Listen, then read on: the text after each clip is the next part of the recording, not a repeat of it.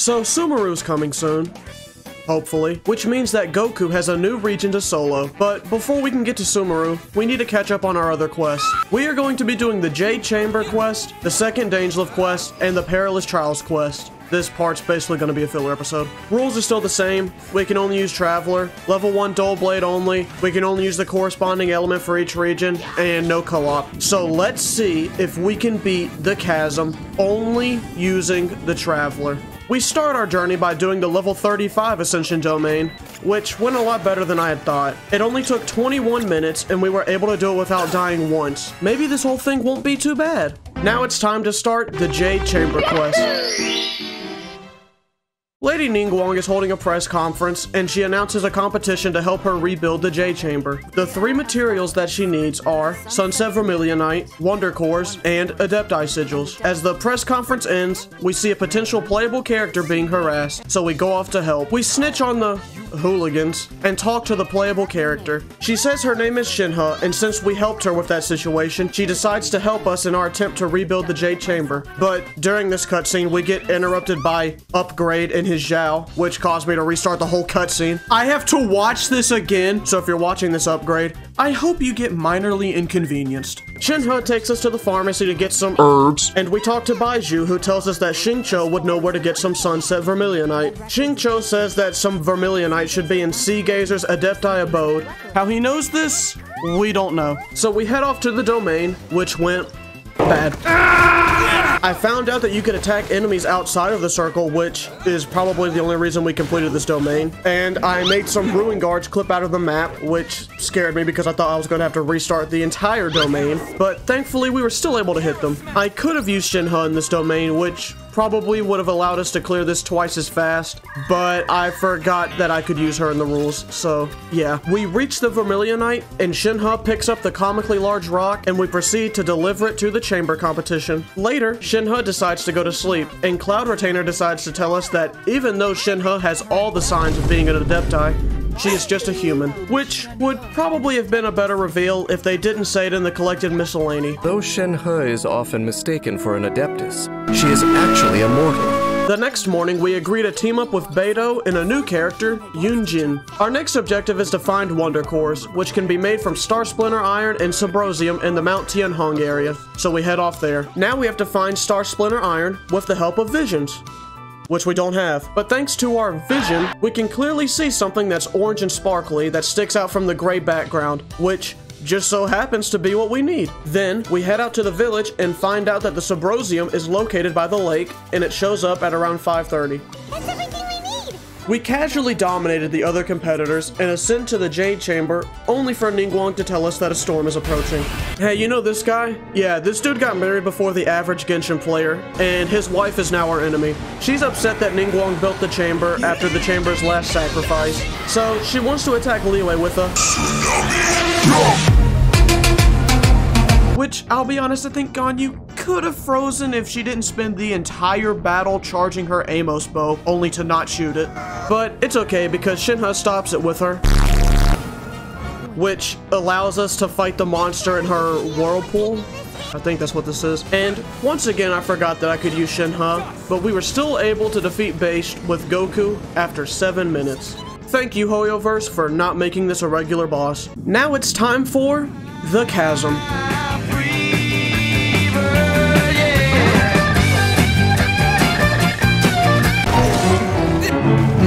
I hate it here. A miner has commissioned us to go inside the chasm because a bunch of hilichurls are going inside of it, but none are coming back out, and it's our job to get to the bottom of this. But before we can actually meet Dainsleif, we have to do another quest to actually get inside the chasm, which I will not go over because, as we all know, the #1 rule of Genshin cutscenes is, say it with me now, if there's no audio, it doesn't matter. So after about an hour and 36 minutes of me trying not to throw my keyboard at a wall, we were finally able to start the Dainsleif quest. Dainsleif runs in like he's in a sitcom, and he agrees to help us investigate this upside-down city. Danny Boy tells us that the hilichurls were people of Conria, and they have the same curse that he does, immortality. But the difference is, Dainsleif looks like a playable character, so the curse didn't alter his appearance like it did the hilichurls. And that at this place, the curse is not as strong, so it probably puts them at ease in their final hours. We head into the city and fight off some serpent knights who are guarding the hilly trails. But as we're fighting, a bigger guard stops the smaller ones from engaging with us, and he walks away. Dainsleif recognizes that the guard is actually his old friend, Halfdan, and we follow him towards the center of the city, which has a water fountain that can cleanse the cursed for just a little bit. There's also some device in the center of it that we don't know what it does. Then the man, Halfdan, shows back up, only to leave again, so we chase him. As we follow him, we encounter a flower that was left behind by... We discover that is trying to revive the motherland, and she plans to use the device to amplify the cleansing effect of the fountain, which could prove to be fatal. So we head back to the city to stop it, but we're too late. The Abyss Lector is already there, and it activated the device, and it seems as though this could be the end. But then, the man who can, Halfdan, shows up and becomes full Dan by sacrificing himself onto the device to put a stop to it.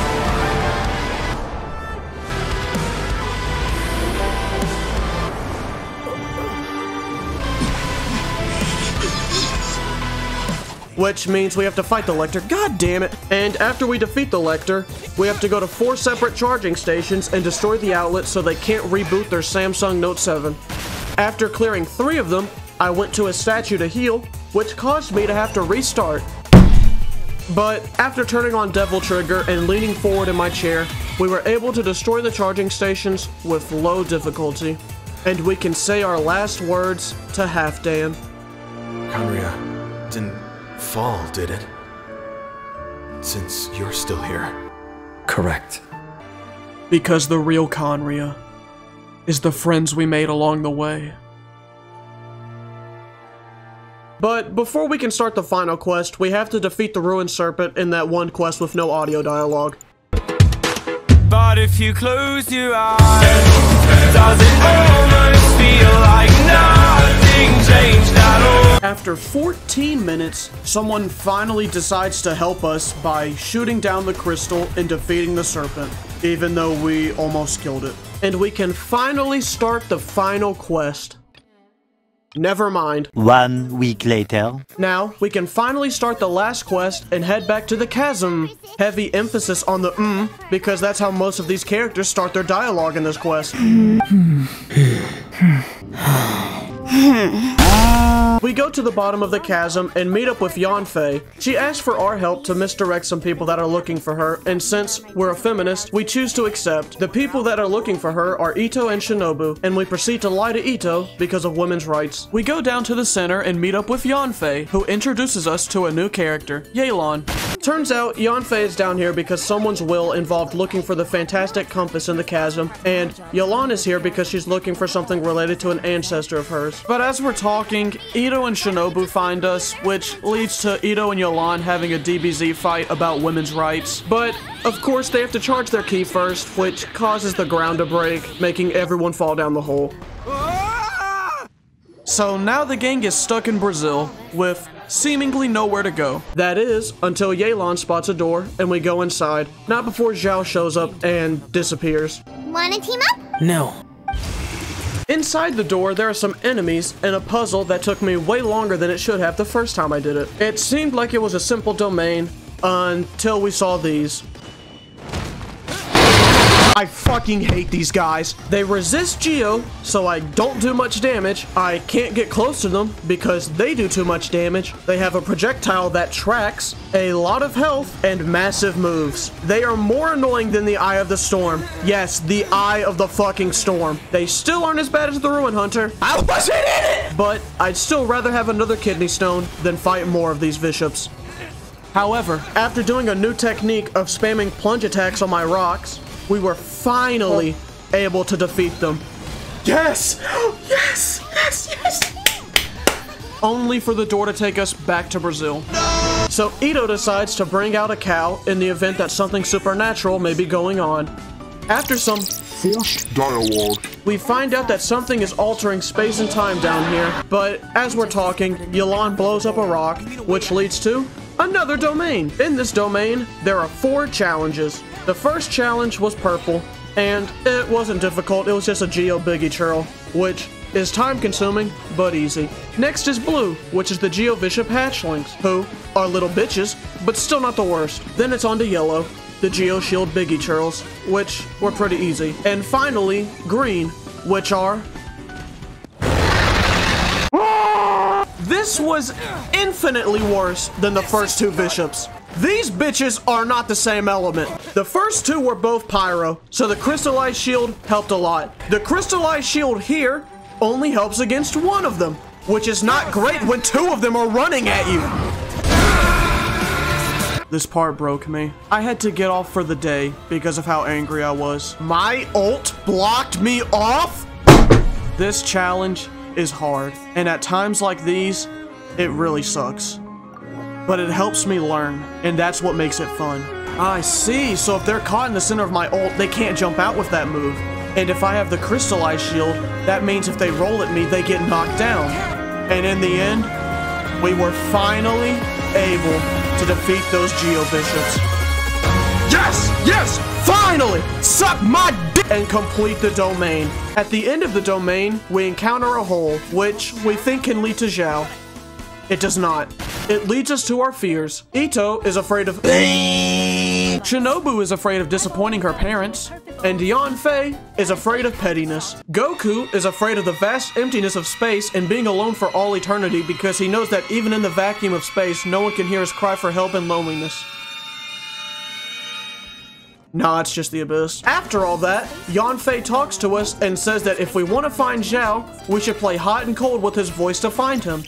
Eventually we get hot and we find an eye that Zhao comes out of and he sleeps. Zhao then wakes up and tells us about Bosacius. Bosacius was a Yaksha that went insane and ran away and no one knows where he went. And Zhao was in the chasm to try and investigate. Yelan then comes over and they both argue about how to get out of here. Zhao suggests sacrificing himself, but Yelan says no, so he decides to not do it. This arguing causes Ito to get mad and punch a wall, which leads to a new domain. And in this domain, we can only use trial characters. So, here's my Yanfei gameplay. I never move when playing Yanfei because I think this character's boring and this looks funny to me. Here's Yelan gameplay. She's fun to play, but the sound on her bow annoys me. And here's Zhao. We clear through all the different areas and head into the abyss again. This time, we see but since Goku took his schizo medication, she disappears. Stay with me. At least we have the compass, and that means we can get out of here.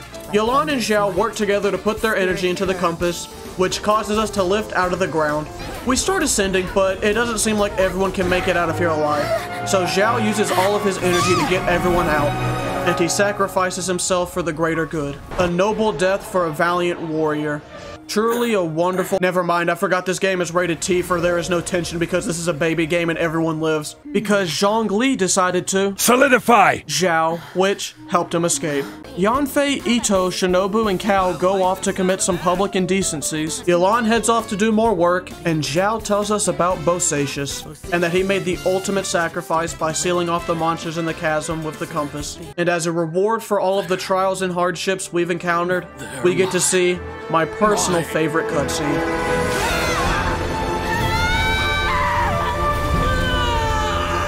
I remember now. I know you.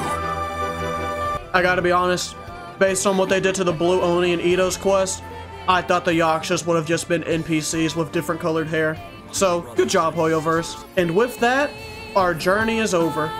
But don't worry, we'll be back for Sumeru.